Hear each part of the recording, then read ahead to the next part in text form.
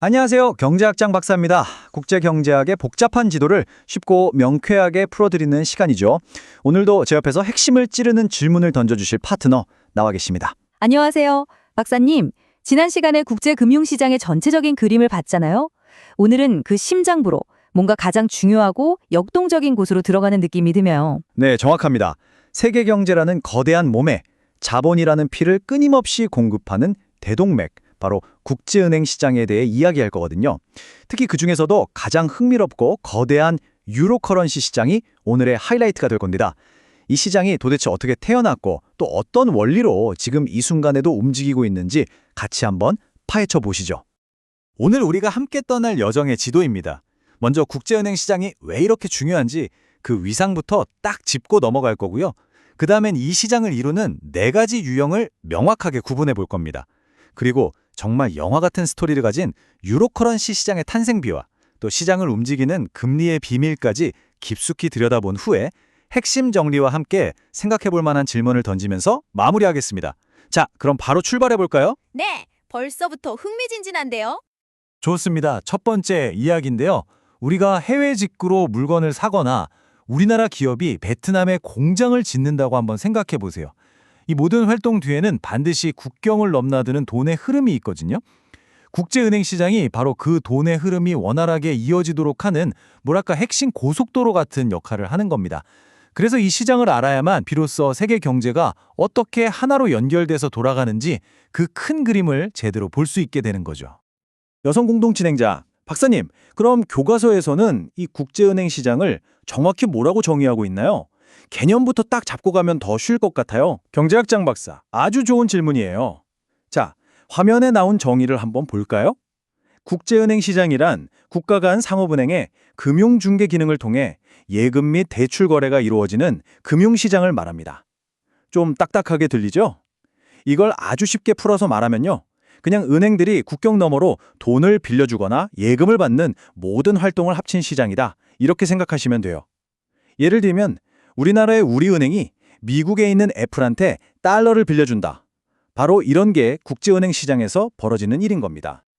아하, 그러니까 국경을 넘나드는 은행들의 거래군요. 근데 이 거래들이 다 똑같진 않을 것 같은데요? 맞습니다. 바로 그 점이 중요해요. 그래서 국제은행 시장을 제대로 파악하려면 이 시장이 가진 네 가지의 서로 다른 얼굴을 구분할 줄 알아야 합니다.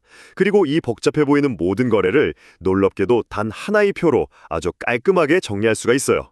자, 그 마법 같은 표를 지금 바로 공개합니다. 바로 이 표입니다. 김인중 교수님 교재에도 나오는 아주 유명한 표인데요. 솔직히 이거 하나만 제대로 이해하면 국제은행 시장의 90%는 먹고 들어간다고 해도 과언이 아니에요. 자, 보세요. 기준은 딱 두 개입니다. 하나는 거래 상대방이 국내 사람이냐 외국 사람이냐. 다른 하나는 거래 통화가 우리 돈이냐 남의 나라 돈이냐.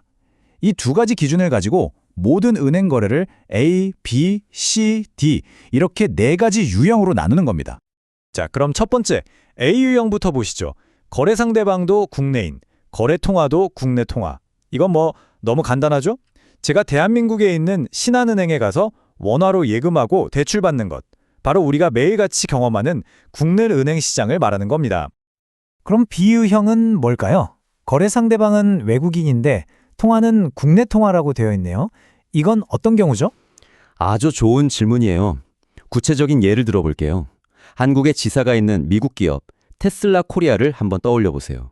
이 회사가 한국 직원들 월급을 주려고 우리나라 국민은행에서 원화로 돈을 빌리는 경우, 거래하는 주체는 외국 기업이지만 오가는 돈은 우리나라 돈, 즉 원화잖아요.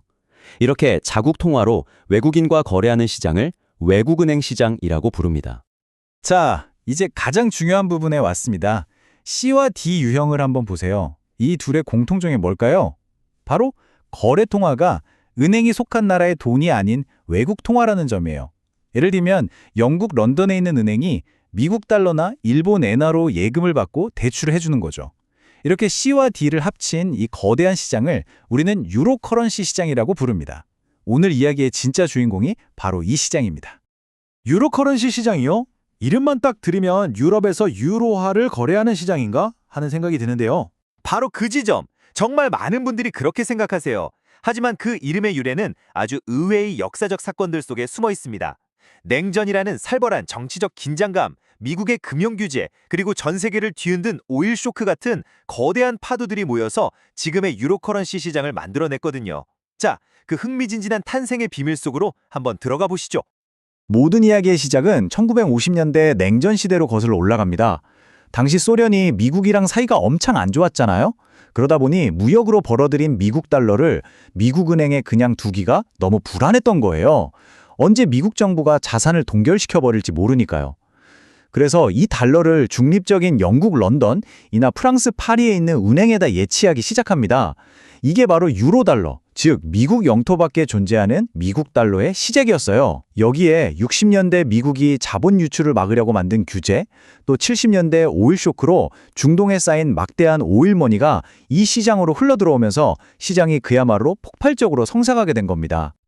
아하, 그럼 유로 커런시라는 말이 통화가 유로라는 뜻이 전혀 아니고 그 돈의 고향을 떠나서 해외에서 굴러다니는 돈을 말하는 거군요. 그럼 유로 달러도 있고 유로엔 심지어 유로원도 있을 수 있는 거네요? 와, 정확하게 이해하셨어요. 제가 아주 기가 막힌 비유를 하나 준비했거든요. 이 슬라이드 한번 보시죠. 유로 달러는 미국 달러가 런던에서 영구 워킹 홀리데이를 보내는 것과 같습니다. 여전히 국적은 미국 달러지만 워싱턴이 아닌 런던의 규칙을 따르는 거죠. 이게 무슨 말이냐면 돈의 국적은 그대로인데 그 돈에 적용되는 법이나 규제라 완전히 달라진다는 뜻입니다. 바로 이 지점이 유로 커런시 시장의 가장 강력한 경쟁력으로 이어지게 됩니다. 자, 그럼 이런 질문이 생기죠. 왜 전 세계의 수많은 기업이나 투자자들이 자기 나라 은행 놔두고 굳이 유로은행을 통해서 돈을 맡기고 빌릴까요? 그 비밀은 바로 금리에 있습니다. 아주 간단해요. 유로은행은 예금하는 사람한테는 이자를 더 많이 주고 돈 빌리는 사람한테는 이자를 더 싸게 받을 수 있는 특별한 구조를 가지고 있기 때문입니다. 아니, 그게 어떻게 가능해요? 예금 이자는 많이 주고 대출 이자는 적게 받으면 은행은 뭘로 먹고 살죠? 손해 아닌가요?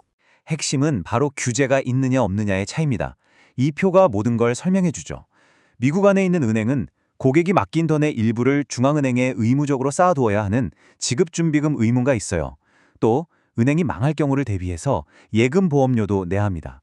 이거 다 은행 입장에서는 비용이거든요. 하지만 런던에 있는 유로은행이 달러 예금을 받을 때는 이런 미국 국내법을 따를 필요가 없는 거예요. 그러니까 운영 비용이 훨씬 적게 드니 예금 금리와 대출 금리의 차이, 즉 예대 마진을 확 줄여서 예금자와 대출자 모두에게 더 매력적인 금리를 제시할 수 있게 되는 겁니다. 와, 이렇게 거대한 시장이 제대로 돌아가려면 뭔가 기준이 되는 금리가 있어야 할 것 같은데요? 물론이죠. 그 기준점 역할을 수십 년 동안 해온 게 바로 리보, 즉 런던 은행 간 대출 금리입니다.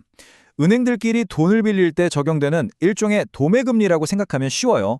전 세계 수천조 달러가 넘는 주택담보대출, 신용카드, 기업대출 같은 금융계약들이 전부 이 리보 금리에 연동해서 움직였을 정도로 정말 막강한 영향력을 가졌던 기준금리죠. 아, 리보! 뉴스에서 정말 많이 들어봤어요.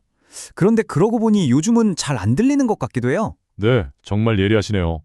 그 리보가 일부 은행들의 담합으로 금리를 조작했다는 엄청난 스캔들에 휘말리면서 신뢰를 완전히 잃었고요. 결국 2023년 6월을 마지막으로 역사 속으로 사라졌습니다.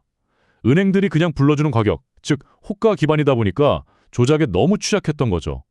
지금은 그 자리를 미국의 SOFR처럼 실제 거래 데이터를 바탕으로 하는 훨씬 투명한 새로운 기준금리들이 대체하고 있습니다.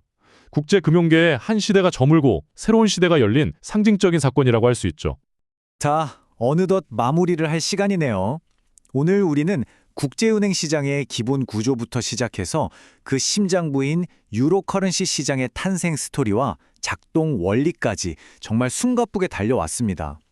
이제 오늘 배운 내용들을 간결하게 정리하고 다 함께 고민해볼 질문 하나를 던져보도록 하겠습니다. 그럼 제가 먼저 정리해볼게요.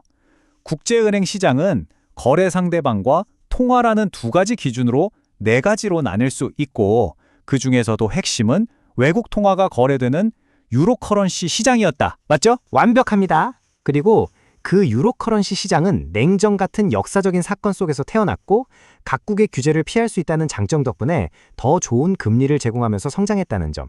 마지막으로 기준금리가 리보에서 소퍼 같은 새로운 금리로 바뀌고 있다는 최신 트렌드까지 기억하시면 오늘 내용은 완벽하게 마스터하신 겁니다. 그럼 오늘의 마지막 질문을 던집니다. 유로커런시 시장처럼 특정 국가의 규제나 감독에서 비교적 자유롭게 움직이는 이 거대한 국제금융시장의 존재, 이것은 국경 없이 자본이 흐르게 해서 세계 경제의 효율성을 높이는 혁신이라고 봐야 할까요? 아니면 2008년 금융위기 때처럼 한번 위기가 터지면 누구도 통제할 수 없는 시한폭탄 같은 존재일까요? 여러분의 생각은 어떠신가요?